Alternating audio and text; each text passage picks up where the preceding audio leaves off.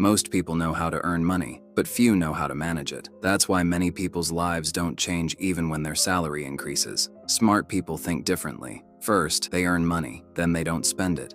They save, but saving alone is not enough, because money sitting in a bank doesn't grow. Here comes a key rule. Invest 50% of the money you save. The remaining 50% is your safety net. It keeps you standing strong. The 50% in investment starts working for you. The goal is not to get rich quickly. The goal is to build the system. Many of the world's billionaires grew this way. Warren Buffett didn't spend the money he earned when he was young. He kept investing. Elon Musk reinvested his earnings back into his companies. Jeff Bezos spent years putting his money into growth. They all had one thing in common. They didn't consume money. They made it work.